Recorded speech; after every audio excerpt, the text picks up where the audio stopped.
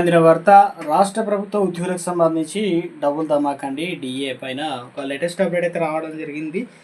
So ఆ వివరాలు ఏంటనేది కూడా వీడియోలో తెలుస్తుందా, వీడియో చివరి వరకు చూడండి, అర్థమవుతుంది. మొదటిసారిగా ఛానల్ వస్తే తప్పకుండా సబ్స్క్రైబ్ చేసుకోండి. చూస్తున్నారు కానీ లైక్ చేయడం మర్చిపోతున్నారండి, వెంటనే లైక్ చేయండి. అలాగైతే వెళ్ళిపోదామండి.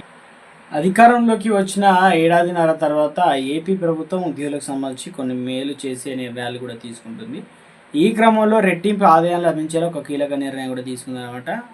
ఒక జీవో విడుదల ద్వారా 2 ప్రయోజనాలు అయితే ఉద్యోగులకు లభించనున్నాయి. అది ముఖ్యంగా మాజీ ప్రభుత్వ ఉద్యోగులకు లభించనుంది. అంటే పదవి విరమణ పొందిన ప్రభుత్వ ఉద్యోగుల పెన్షన్లకు సంబంధించి గ్రాట్యుటీ సకాలంలో చెల్లించేందుకు ఒక నిర్ణయం తీసుకుందనమాట. పింఛను అదేవిధంగా గ్రాట్యుటీ చెల్లింపు ఆలస్యం అయితే వడ్డీ చెల్లింపులపైన కొత్త ఉత్తర్వులు అయితే జారీ చేసిందనమాట. పూర్తి వివరాలు అయితే ఇలా ఉన్నాయన్నమాట.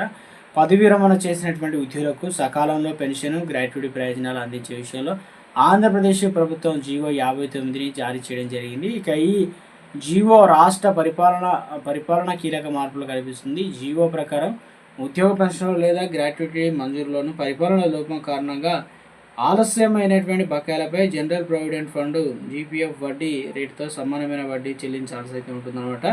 సో గతంలో ఉద్యోగులు ఎదుర్కొన్న సమస్యల దృష్ట్యా ప్రభుత్వం ఈ ఉత్తర్వులు అయితే జారీ చేయడం అయితే జరిగిందనమాట.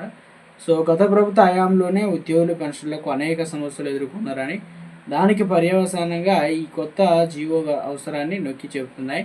ఉద్యోగులు రిటైర్మెంట్ ప్రయోజనాలు సిఆర్జీ, జీపీఎఫ్ అదేవిధంగా ఏపీజీఎల్ఐ గౌస్ వంటి చెల్లించడంలో నెలల తరబడి భారీ ఆలస్యమైందనమాట.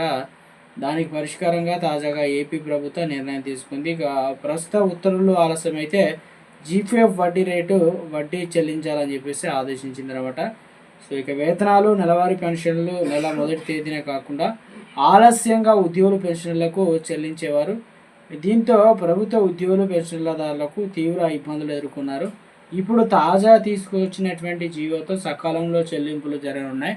ఉద్యోగులకు రావాల్సినటువంటి డిఆర్ఎన్స్ అలవెన్స్ అనగా డిఏ వాయిదాలు 11 పిఆర్సీ బకాయిలు భారీగా పెండింగ్లో ఉండిపోయాయి. అయితే ఈ జీవోతో కేవలం రిటైర్డ్ చెల్లింపుల ఆలస్యం పైన వడ్డీ చెల్లింపులకు పరిమితమైందనమాట. సో పెన్షన్ విధానం విషయంలోనూ పాత పెన్షన్ స్కీము హామీకి బదులుగా గ్యారంటీడ్ పెన్షన్ స్కీమ్ సంబంధించి జీపీఎఫ్ను ప్రవేశపెట్టడంపై కూడా ఉద్యోగుల నుంచి తీవ్ర వ్యతిరేకత వ్యక్తమైందనమాట. తాజాగా జీవోలోని నిబంధనలు పరిపాలనా యంత్రాంగంపై మరింత జవాబుదారీతనంగా పెంచడానికి దోహదం చేయనున్నాయి. పరిపాలనా లోపాలతో ఆలస్యమైతే వడ్డీ చెల్లిస్తారు. ఆలస్యమైన దానికి బాధ్యులైన ప్రభుత్వ ఉద్యోగులపై క్రమశిక్షణ చర్యలు కూడా తీసుకోవడానికి తాజాగా ఈ జీవో అనేది దోహదం చేస్తుందన్నమాట. అలాగే పెన్షన్ గ్రాట్యుటీ ఆలస్యం పైన గతంలో జారీ చేసిన అన్ని జీవోలు అదేవిధంగా మెమోలు ఈ కొత్త జీవోలు అయితే రద్దు చేసిందనమాట. ఇక ఆలస్యమైన చెల్లింపులు, వడ్డీ సంబంధిత పరిపాలన ఆర్థిక శాఖ ఆమోదంతో మాత్రమే మంజూరు చేయాలన్నమాట. రిటైర్డ్ అయినటువంటి ఉద్యోగులు ఆర్థిక ప్రయోజనాలు సకాలంలో అందడం, ఆలస్యమైతే నష్టపరిహారం వడ్డీ చెల్లించడం అనేది ఉద్యోగులు ఆర్థిక భద్రత మెరుగుపరచడానికి ప్రభుత్వం తీసుకున్న సానుకూల చర్యగా ఉద్యోగులు హర్షం వ్యక్తం చేస్తున్నారన్నమాట.